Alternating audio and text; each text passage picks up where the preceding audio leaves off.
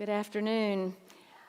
This same gospel was read on Sunday, and I listened to Scott's sermon about it, and he called all of us who were listening to focus in and remember the love of God as one that doesn't wait for our deserving, but that is life-giving, that is unconditional, and that is everlasting. And that is the kind of love that Jesus is speaking of in this gospel today. And I imagine and know that it's the same love that Paul came to know in his journey of faith. He certainly had his Jewish foundations and believed in one God, the creator of the universe, the God of Israel, who didn't need idols made by hands or temples in which to live, but just permeates the whole world, and indeed, as Jesus says, dwells in our own hearts.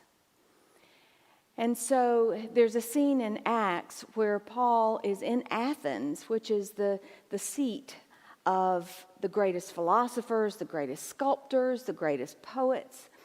And Paul walks around Athens and notices all of the temples made to idols, certainly the big temple dedicated to Athena that the city was dedicated to and named after, but also all of the smaller idols or deities. Some of them were deities that had to do with the nation and the emperor. Some had to do with health and healing. Some had to do with wealth. Some had to do with how to stay happy when you're poor. There was every kind of lowercase g God in Athens. And I just imagine how ill at ease Paul was as he walked among all of these things that were in such opposition to the God that he knew and that his life was founded on. So every time I read this scene from Acts, it causes me to think about idols, the idols back then that Paul reacted to, and he found the temple to the unknown God, and that was his opening when he spoke to the Athenians, his way of leading into describing this God of the universe that is larger than we can know, whose name is so holy that it's not utterable. We cannot confine or define this God. And that this God came God's self incarnate in Jesus to show us what it's like for a human being to be in complete love and union with God, with all of the heart and mind and soul and strength, and that complete and pure love empowers and enables the human being to be able to love neighbor and stranger and all other humans, and indeed creation. And so in Jesus we get to see what it means to be fully human.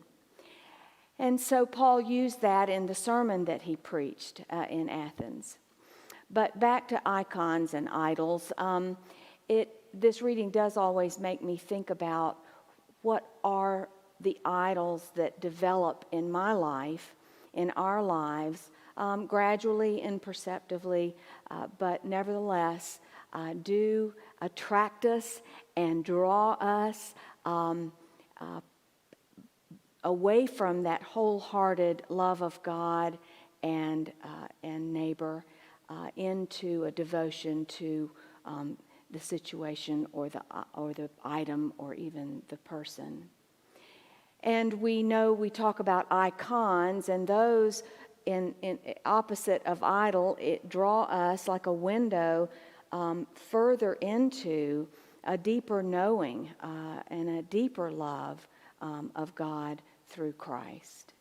And so the question that always arises for me is, let's get in touch with what the idols in my life have become, and let's get in touch with where those icons are that will draw me deeper into the love of God.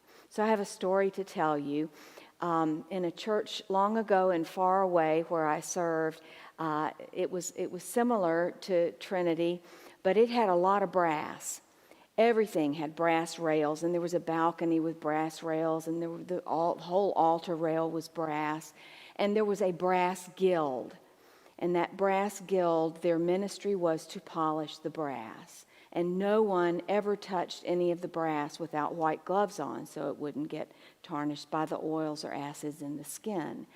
And one day I happened to be about here in that church, and one of the brass guild members was up here polishing the altar rail, and a new organ was being installed, and a group had come in, a group of musicians, maybe it was the organ guild in that town, but they had come in to see the process of this magnificent organ being installed in the balcony of the church. And so they walked up and stood in the balcony, and the brass guild member looked up and saw their hands on the brass rail up in the balcony, and her lips got tight, and she stopped breathing, and she said, "I can't believe they're touching my brass. I just polished it."